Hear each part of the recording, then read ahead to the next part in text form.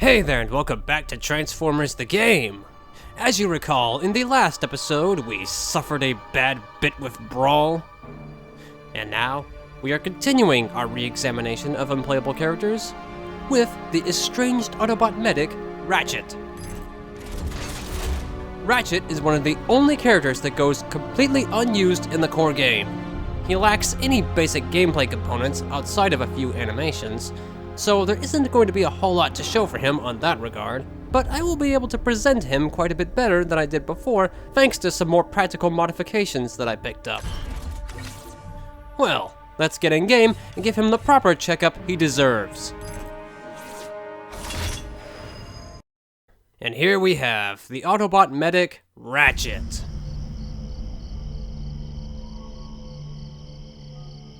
So Ratchet, as I said, goes completely unused in the main game, and is in fact completely unusable by standard modding methods, requiring you to instead modify specific CFG files in order to even get him in the game to begin with. In this case, I'm using a swap over of the Drum Pickup Truck A's CFG files. And even after you do get him working, he's barely even playable, as he lacks animation for any sort of movement, attack, or interaction of any kind. In fact, outside of his idle stance, he only has two other sets of animations, one of which is for transformation. He's also got quite a few bugs and inaccuracies compared to his final CGI model, which we will run through now. Starting up at the head, Ratchet actually has some uniquely colored optics. Compared to all the other Autobots who have a purple-bluish color for their optics, Ratchet's are more cyan in color. It's quite strange for him, out of all characters, to have such a distinction. Perhaps it was an aesthetic change that was made early on? Who knows? Additionally, he has a red stripe on the top of his head that was cut from the final CGI model. It's obvious this model is more based upon his early concept model, but even so, there are other characters who more faithfully follow their final CGI counterparts. So I'm going to guess Ratchet was cut pretty early on. Anyway, moving down to the chest, he's got a horrible blend going on with his front blinkers. Evidently, the UV coordinates for these are slightly off-center from how they should be, thus resulting in the unpleasant sight we have here. On the other hand, one high point I want to mention is that Ratchet actually has the PIA logos on his front cage lights. This is a detail frequently omitted from the other games, so I applaud them for actually including this little tidbit in this game. Switching over to the back, he's got a boatload of issues to address. First, there is the top back section. For some bizarre reason, the lower right section is somewhat warped. It is not a straight shape as you would expect it to be. So somebody really screwed up here and didn't bother to straighten it out. Of course, that is just the beginning. Moving lower, he's got a couple red stripes on the back armor that he isn't supposed to have. They are in fact supposed to be clear yellow, or chartreuse, or whatever color you want to describe this as. That aside, this was likely a detail left over from the concept model, so it's understandable why it is included here. Oh, and on top of that, the UVs for his upper armor are slightly off, so that's another problem he's got. Additionally, right beneath these armor pieces, he has a yellow section below his rear wheel that isn't supposed to be yellow at all. It's supposed to be black. And on top of that, the rim in the center of his wheel isn't silver, but black. And he's missing the rear cage atop his rear wheel. So yeah, there is a lot off here compared to his final movie design. More so than most. Moving over to his shoulders, his reflectors are far leaner compared to what we see in the final film.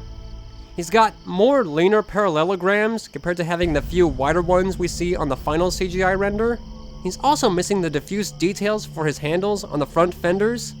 Details for them are included in the normals, but nothing for the diffuse or spec. So I'm guessing this must have been a slight oversight. Additionally, he has a couple issues related to his rear antenna. First off, it shouldn't even exist. As far as I can tell, the antenna portion of Ratchet's design is strictly a concept element that never made it onto any actual production model of Ratchet's vehicle mode. And second, his antenna is also using the wrong material. Instead of using the interior material, as it should be, it is instead using the upper body material. Now since this part shouldn't even exist, it doesn't bother me all that much, but still, it is worth mentioning all the same. Moving down to his hands are where things really go off course. First of all, there is a gray section near his wrist that should be colored yellow with a red stripe in the middle, which is a pretty iconic piece to how we see Ratchet typically. Additionally, his middle finger is dark gray, when it is supposed to be the same color as the rest of his fingers. Maybe he ended up using it so much that Optimus punished him. Either way, these were both changes that seem to be present only at his final CGI render. So this is an issue I can understand from a design perspective. Proceeding down to his hips, his crotch has no holes. That's gotta be inconvenient. Also, the top of his crotch is half yellow, half gray, when it's supposed to be full yellow. And it's also got some misaligned UVs for this section as well, resulting in the part not being completely centered. He's also got some gray panels on his thigh armor that should in fact be fully yellow. And then there's these strange yellow parts on the inside of his thighs, which I believe were silver in the final CGI render, but these just stick out way too much for my liking. Going even lower, he's got more gray squares near the top of his foot that should also be fully yellow. Down at the foot itself, the suspension on his outer sides is red as opposed to the blue we're all accustomed to, which even then, concept art has this section as dark gray. I have no idea where that red is coming from, but it's inaccurate in both aspects. There's also some inaccuracies with his two rear heel sections. They are both flat yellow and missing the appropriate color details for both sections. One should just have yellow on the top, and the other shouldn't even be yellow at all. It should be a bright gray color. Finally, the bottom of his foot isn't even colored. It is, again, just solid yellow, as opposed to the light gray color it's supposed to be. Yeah, a lot of problems with this guy. Well, that's all for the visual analysis. Let's roll on to what little features he does have. Outside of his idle animation, Ratchet was really only designed for one thing, and that is to heal. And the best representation of this would be how he was used in the 2.0 mod. He simply stands in a specific section of the map and heals you when you're in close proximity to him. And that's it. The only other unique animations Ratchet has is for his transformation. And since there is nothing more to cover in robot mode, we'll move on to that next. So, Autobot Ratchet, transform! His transformation is a little quirky, as he lacks a vehicle land animation. But that aside, Ratchet transforms into his classic H2 Hummer ambulance, which surprisingly has a decent amount of work put into it, despite not making it into the final cut of the game. Since his default vehicle file doesn't work, I have Ratchet swapped over the Autobot pickup truck drone, which I think is about as close approximation to his actual vehicle mode that we can get from the base game. I have, however, included his own unique engine audio file in post, just so we can get a little bit closer to how he would have worked in the main game. Anyway, visually, I'd say Ratchet is one of the better looking vehicle modes in the game. He's fairly accurate to his on-screen counterpart, with only a few inconsistencies to bring up. Before I get to those, though, there are a couple design points I want to highlight. First off, Ratchet actually has completely unmirrored sides for his vehicle mode, so all the text and decals that are present on him actually appear properly. Unmirrored textures are always a win in my book, especially when text is included on them. Another point I want to highlight is the unique H2 logo mesh on his sides. As opposed to just making the logo a texture detail, like with some characters, they actually went as far as to make it its own mesh, and I really appreciate that. Moving up to the top, we have his cages and gear. These have been recreated quite accurately.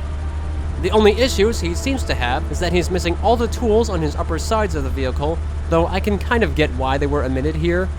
That and his sirens seem to have some silver streaks in the center, when they should just in fact be completely red. Still, a pretty solid recreation on the top nonetheless. And one final highlight I want to point out is that they again included the Peel logos on the main headlights. I swear, a lot of work went into the TFG version of Ratchet, even if the robot mode was plagued with a boatload of issues. Speaking of which, Ratchet's vehicle mode is not without its own. Starting with an inconsistency, Ratchet again has an antenna on the right side of his vehicle that, as I said earlier, never made it onto the final build of his movie vehicle. Of course, it could be removed from the model easily enough, so this isn't a huge issue, but it does give us a general idea of how early in production this model was made. Moving on to his back, though, we do have a legitimate issue, and that is that all the text on the rear of the vehicle is backwards. Evidently, the UVs for this specific section are reversed, and as such, make all the text seen here appear reversed as well. Again, this is easy enough to fix with some simple mesh work, but still, I guess it was too much to hope that this vehicle would actually go without having an actual bug for a change. He's also lacking his rear license plate. This may have been a detail that wasn't present in the concept stage, so that could be why it is lacking here, but that's just pure speculation. Of course, another issue he has is his wheels. Naturally, since Ratchet's wheels don't have an in-game model, we are using Ironhide's wheels as a placeholder. His actual wheel model can be seen on the upper back, which appears accurate enough. And finally, we can finish off by showcasing his interior, which is simple but adequately detailed. And that is all for Autobot Ratchet. We aren't even going to bother doing anything else with him as we have no unique vehicle data to go off of. So we shall simply close off and wrap up now. And there you have our remastered assessment of the Autobot Ratchet. And with him finished, we officially conclude our little remastered mini-series. Yeah, I just honestly wanted to come back and redo the characters I did before, and I think I have done so. With these completed, I'm honestly not sure what is going to be next for Transformers the Game modding. I don't really have any pressing ideas at the moment, so might be a while before I can come up with something to show, but hopefully this was a nice blast into the past, and allow me to redeem the horrid stuff I made before. But I think I can leave these new videos here as my definitive takes on these characters. Well, that'll do it for the remastered mini-series. I will see you in the next video, whatever that is going to be. Till then, I'll let Ratchet sign us off. Work together.